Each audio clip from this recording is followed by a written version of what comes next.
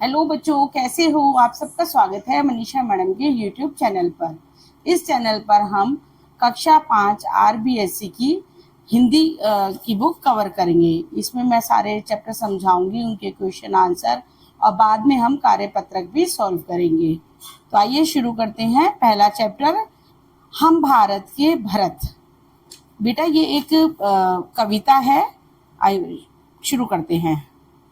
हम भारत के भरत खेलते शेरों की संतान से, कोई देश नहीं दुनिया में बढ़कर हिंदुस्तान से।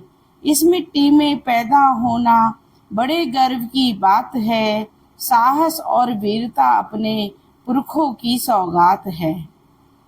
इसमें जो शब्द है उनके मतलब समझिए। भरत, भरत यहाँ पे लिखा है चक्रवर्ती सम्राट दुष्यंत के पुत्र। हमारे देश में एक राजा थे सम्राट दुष्यंत, उनके पुत्र थे भरत। कहते हैं वो इतने शक्तिशाली थे कि वो शेरों के साथ खेलते थे। दूसरा है संतान, औलाद।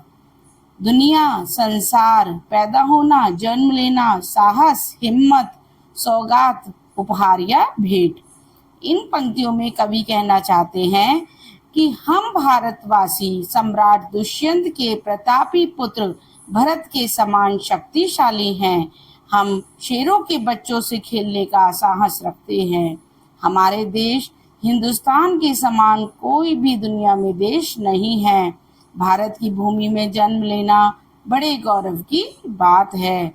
हमें साहस और वीरता के गुण अपने पूर्वजों से विरासत के रूप में प्राप्त हुए हैं। बड़ी बड़ी ज्वालाओं से कम नहीं यहाँ चिंगारियां, कांटे पहले फूल बाद में देती हैं फुलवारियां।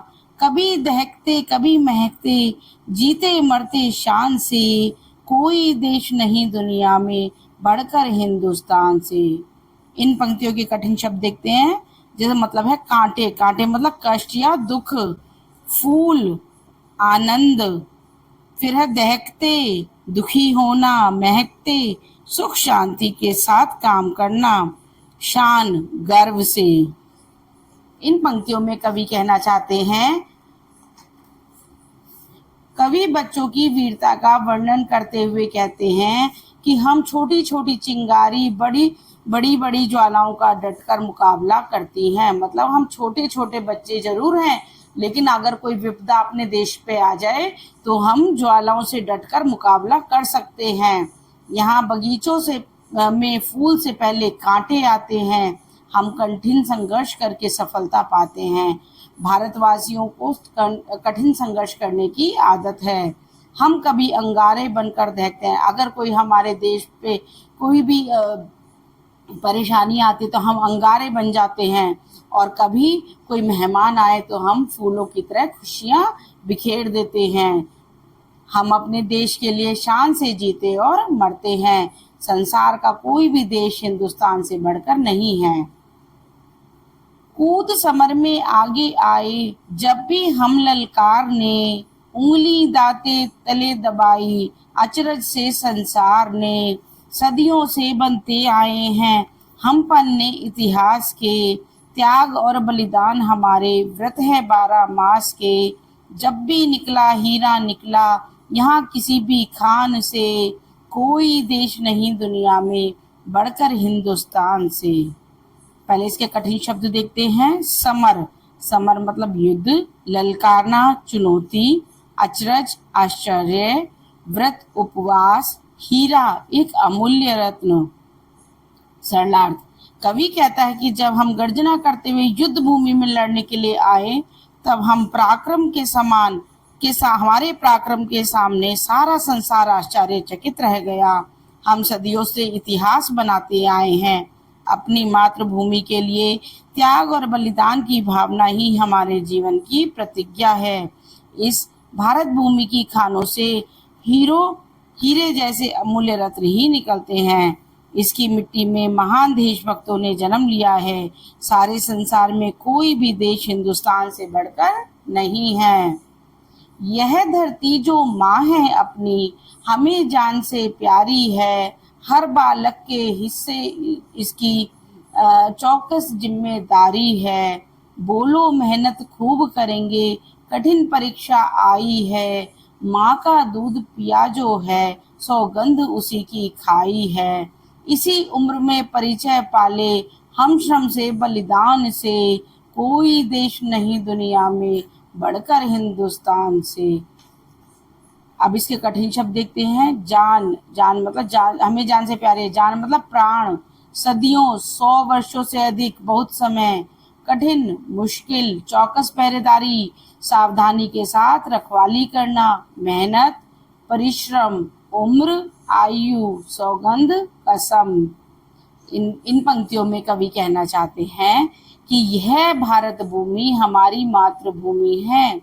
जिस तरह से बच्चे के लिए एक माँ बहुत प्रिय होती है, उसी तरह से हम हिंदुस्तानियों के लिए हमारी धरती माँ हमारी माँ के समान है, जो हमें प्राणों से अधिक प्रिय है। इसकी सावधानी और सतर्कता के साथ रक्षा करने की जिम्मेदारी हम सभी बच्चों की है। हमारे सामने देश की रक्षा और विकास करने की कठिन परीक्षा का समय है, अतः हम खूब परिश्रम करने का संकल्प लें। जिस माँ का दूध पिया है उसकी कसम खाकर अपने देश की रक्षा के लिए तैयार रहें। इस छोटी आयु में ही परिश्रम और बलिदान का अर्थ जान लें। इस संसार में कोई भी देश ऐसा नहीं है जो हिंदुस्तान से बढ़कर हो।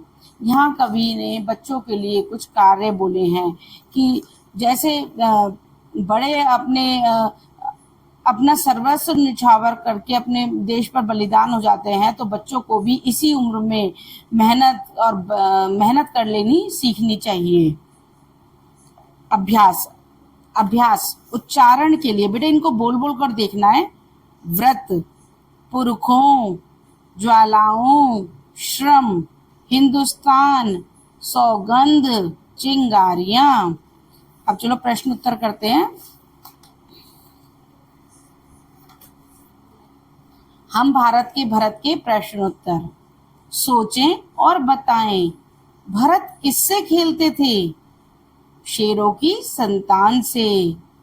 पुरखों की सौगात क्या है? साहस और वीरता पुरखों की सौगात है। हमें जान से प्यारी क्या है? हमें जान से प्यारी अपनी धरती माँ है। सही उत्तर के शब्द का क्रमाक्षर छांटकर कोष्टक में लिखें। पहला, सौगात का अर्थ होता है, क्या होता है भाई? इन्होंने 4 ऑप्शन दिए हैं, सोगरा, सागर, उपहार या सौगंध। तो पहला है उपहार। नंबर दूसरा, एक वर्ष में महीनों की संख्या होती है, कितनी होती है बेटा? 10, 7, 12 या 9? उत्तर सही है 12। अब बेटा इस प्रश्न में क्या है? इस प्रश्न में कुछ पंक्तियां दी गई हैं जो इस कविता से रिलेटेड हैं। इस कविता में से वे पंक्तियां छांट कर लिखो जिनका अर्थ है। जैसे पहला अर्थ दे रखा है, चिंगारियां ज्वालाओं से कम नहीं है, तो इसका उत्तर है बड़ी बड़ी ज्वालाओं से कम नहीं यहाँ चिंगारियां। ब, हमारे काम का इतिहास बनते रहे हैं, सदियों से बनते आए हैं हम पन्ने इतिहास के। से, हम धरती को माँ समान प्यार करते हैं। उत्तर, यह धरती जो माँ है अपनी, हमें जान से प्यारी है। द, कठिन परीक्षा में मेहनत करने की आवश्यकता है। बोलो मेहनत खूब करेंगे, कठिन परीक्षा आई है। प्रश्न 3, हमारे लिए सबसे गर्व की बात क्या है? भारत की भूमि में जन्म लेना ही हमारे लिए सबसे गर्व की बात है। फुलवारियों से हमें क्या क्या मिलता है? फुलवारियों से पहले हमें कांटे और बाद में फूल मिलते हैं। कविता में हमारे कौन से व्रतों की बात कही गई है? त्याग और बलिदान। बालकों की क्या जिम्मेदारी है? भारत माँ की सावधानी के साथ रखवाली करना। प्रश्न 7, इतिहास के पन्नों में लिखी हुई कौन सी बातें हैं? हमारे साहस और बलिदान की बातें हमारे इतिहास में लिखी हुई हैं।